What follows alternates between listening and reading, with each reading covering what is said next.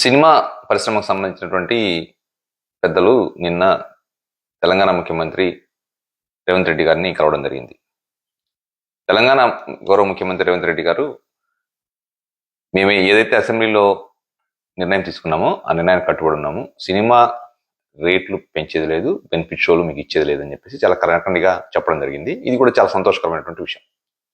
అయితే సినిమా పెద్దలు ఇదే విషయం మీద గత ఆంధ్రప్రదేశ్ గౌరవ ముఖ్యమంత్రి శ్రీ వైఎస్ జగన్మోహన్ రెడ్డి గారిని కూడా కలవడం జరిగింది.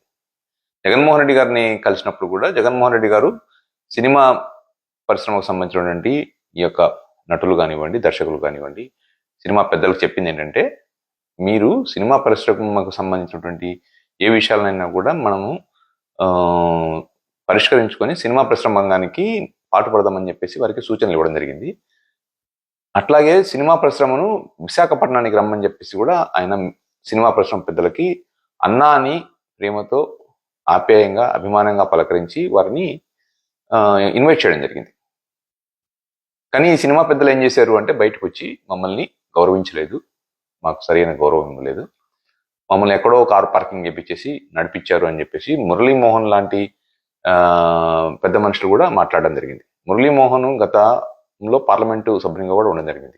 మురళీమోహన్ గారికి ఒక ముఖ్యమంత్రికి ఉన్నటువంటి సెక్యూరిటీ ఏంటి, ఒక ప్రధానమంత్రి గారికి ఉన్నటువంటి సెక్యూరిటీ ఏంటి, ముఖ్యమంత్రి గారిని కలవాలంటే వాళ్ళ సెక్యూరిటీ ఆపేస్తుంది అన్నటువంటి ఇంగిత జ్ఞానం ఆయన కలిగి ఉండాలి. కానీ తద్భిన్నంగా ఓపెన్ హార్ట్ విత్ ఆర్కే అయినటువంటి కార్యక్రమంలో తను చెప్పింది ఏంటంటే, మమ్మల్ని ముఖ్యమంత్రి గారి సెక్యూరిటీ దూరంగా ఆపేసి మమ్మల్ని ఆహ్వానపరిచారు, ముఖ్యమంత్రి గారి ఆఫీసులు సరిగా రిసీవ్ చేసుకోలేదని చెప్పడం జరిగింది. ఇదంతా కూడా మరి కావాలని చెప్పినటువంటి విషయం. అప్పటి ముఖ్యమంత్రి జగన్మోహన్ రెడ్డి గారిని ప్రజల్లో పలుచన చేయడానికి చేసినటువంటి కార్యక్రమం. మురళీమోహన్ రావు గారు ఖచ్చితంగా తెలుగుదేశం పార్టీకి సంబంధించినటువంటి వ్యక్తి కాబట్టి ప్రజలు కూడా ఏది నిజం ఏది అబద్ధం అనేటువంటిది గుర్తించాలి. అలాగే చిరంజీవి గారిని గత ముఖ్యమంత్రి జగన్మోహన్ రెడ్డి గారు ఇంటికి ఆహ్వానించి విందు భోజనం పెట్టి శాలువాతో సత్కరిస్తే, అదే చిరంజీవి గారు జగన్మోహన్ రెడ్డి గారి గురించి, వారి సతీమణి భారతమ్మ గారి గురించి కూడా చాలా గొప్పగా చెప్పారు. మమ్మల్ని చాలా చక్కగా రిసీవ్ చేసుకున్నారు అని చెప్పేసి. చిరంజీవి గారు ఇంటికి వచ్చినప్పుడు జగన్మోహన్ రెడ్డి గారు నమస్కరిస్తే చిరంజీవి కూడా నమస్కారానికి ప్రతి నమస్కారం పెట్టారు చిరంజీవి గారు కూడా. కానీ పవన్ కళ్యాణ్ గారు ఏం చేశారు, ఒక క్లిప్ను కట్ చేసి చిరంజీవి గారి చేత నమస్కారం పెట్టించుకున్నాడు అని చెప్పేసి చెప్పడం. ముఖ్యమంత్రి గారికి చిరంజీవి గారైనా, ఇంకొక సినిమా పెద్ద అయినా, ఇంకొకరైనా నమస్కారం పెట్టాల్సిందే. ఏ ముఖ్యమంత్రి గారైనా. నిన్న రేవంత్ రెడ్డి గారికి కూడా అందరూ కూడా నమస్కరించారు. తప్పేముంది అందులో? కాబట్టి పవన్ కళ్యాణ్ గారు చేసినటువంటి రాజకీయాలని చిరంజీవి గారు కూడా ఎక్కడ రాజకీయం చేశారంటే, రవితేజ సినిమా ఫంక్షన్కి వెళ్ళి జగన్మోహన్ రెడ్డి గారి గురించి పరోక్షంగా సార్ పిచ్చుకల మీద బ్రహ్మాస్త్రం ఎందుకు అని చెప్పేసి చెప్పడం జరిగింది. జగన్మోహన్ రెడ్డి గారు పిచ్చుకల మీద బ్రహ్మాస్త్రం ప్రయోగించలేదు. సినిమా రంగాన్ని వైజాగ్కు రమ్మని చెప్పేసి ఆయన విజ్ఞప్తి చేశాడు. మిమ్మల్ని అందరినీ కోరాడు, మీకు సినిమా స్టూడియోలు కట్టుకోవడానికి స్థలాలు ఇస్తా అన్నాడు.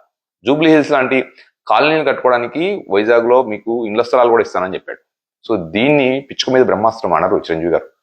మీరు మరి ఈరోజు రేవంత్ రెడ్డి గారు చాలా కరకండిగా చెప్పారు. మరి ఒకసారి అదే రేవంత్ రెడ్డి గారిని లేదా అదే తెలంగాణ ప్రభుత్వాన్ని విమర్శించండి ఈరోజు. మరి పిచ్చుక మీద బ్రహ్మాస్త్రం ఎందుకని చెప్పేసి అదే మురళీమోహన్ రావు గారు కూడా చెప్పండి, గంట సేపు మమ్మల్ని వెయిట్ చేయించాడు ముఖ్యమంత్రి గారు అని. మరి అలాగే మరి మిగిలినటువంటి పాన్ పరాగ్ వేసుకున్నటువంటి దర్శకులు కొంతమంది వెళ్ళారు. మాట్లాడండి ఈరోజు బయటకు వచ్చి, తెలంగాణ ప్రభుత్వం మమ్మల్ని అవమానించింది అని చెప్పేసి మీరు మాట్లాడండి. జగన్మోహన్ రెడ్డి గారు ఎంతో గౌరవించి మిమ్మల్ని ఆంధ్రప్రదేశ్కు మీరు రండి, ఆంధ్రప్రదేశ్లోనే తెలుగువారు సినిమా చూసే వాళ్ళు పర్సంటేజ్ 60% ఉన్నారు, వాళ్ళనింటే మీ సినిమా రంగం లబ్ధి పొందుతుంది, కాబట్టి ఆంధ్రప్రదేశ్కు మీరు స్విచ్ అవ్వండి రండి అని చెప్పేసి మీకు స్వాగతం పలికాడు వైజాగ్ రమ్మని చెప్పేసి. కానీ మీరు దాన్ని ప్రజల్లోకి తీసుకెళ్లి మమ్మల్ని ముఖ్యమంత్రి గారు మంచిగా రిసీవ్ చేసుకున్నారని చెప్పకపోవడంతో పాటుగా మీరు ఆయన పలసం చేయడానికి మీ వంతు ప్రయత్నం చేశారు రాజకీయం చేయడం కోసం. పవన్ కళ్యాణ్ గారి కంటే పార్టీ పెట్టుకున్నాడు, ఏదో రాజకీయం చేయాలని చేశాడు. కానీ వాస్తవం ఏంటనేది ప్రజలు ఇప్పుడు కూడా తెలుసుకోవాలి.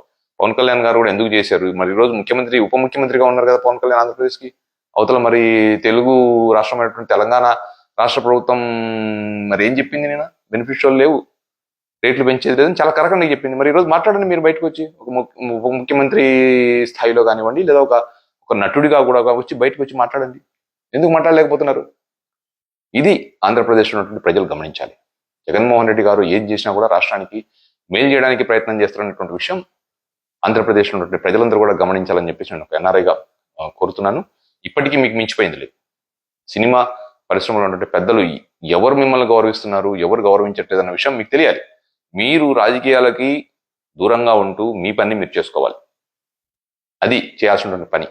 అంతేకాకుండా రాజకీయ అవసరాల కోసం ఒక ముఖ్యమంత్రిని విమర్శించి మరో ముఖ్యమంత్రిని వెనకేసుకొస్తే మరి మీకు జరగాల్సినటువంటి అవమానం ఏ విధంగా జరిగిందో చూశారు కదా. తెలంగాణలో ఉన్నటువంటి కాంగ్రెస్ ఎమ్మెల్యే ఒక ఆయన మిమ్మల్ని ఆంధ్రలో వెళ్ళిపోండి రైకనెంట్ అని చెప్పేసి చెప్పాడు. మరి మీకు ఏమాత్రం సిగ్గు లజ్జ ఉంటే మరి రండి ఆంధ్రప్రదేశ్కి. ఆంధ్రప్రదేశ్లో ఉన్నటువంటి వైజాగ్ పెద్ద నగరం ఉంది, మరి అక్కడికి వచ్చి ఉండండి. ఎందుకు మీరు చేయలేకపోతున్నారు ఆ పని? సినిమా పెద్దలందరికీ కూడా అట్లాగే ఒక అసిస్టెంట్ కమిషనర్ విష్ణుమూర్తి గారు అనుకుంటా ఆయన పేరు, వారు కూడా చెప్పారు మీకు బట్టలు ఊడదీసి కొడతాం మీరిగిన పరిధి దాటి ప్రవర్తిస్తే. ఏ ఒక్క నటుడి నుండి కానీ ఏ ఒక్క దర్శకుడి నుండి కానీ ఎవడు కూడా వచ్చి బయటకు వచ్చి మాట్లాడినటువంటి పరిస్థితులు లేవు. ఎందుకు మీరు అంతగా భయపడుతున్నారు? ఒక్కడంటే ఒక్కడు కూడా బయటకు వచ్చి సినిమా పరిశ్రమ నుండి మా సినిమా పరిశ్రమకు అన్యాయం జరుగుతుంది ఇక్కడ అని చెప్పేసి ఎందుకు మాట్లాడలేకపోతున్నారు? మరి గతంలో జగన్మోహన్ రెడ్డి గారు మీకు మంచి చేయాలని ప్రయత్నిస్తే మీరు వారిని జనాల్లో పరిచయం చేయడానికి మీ వంతు మీ ప్రయత్నం చేశారు. ఖచ్చితంగా సినిమా పరిశ్రమ నుండి అనేక మంది మురళీమోహన్ రావు లాంటి వాళ్ళంతా కూడా జగన్మోహన్ రెడ్డి గారికి క్షమాపణ చెప్పాల్సినటువంటి అవసరం ఉందని చెప్పేసి నేను ఒక ఎన్ఆర్ఐగా డిమాండ్ చేస్తున్నాను.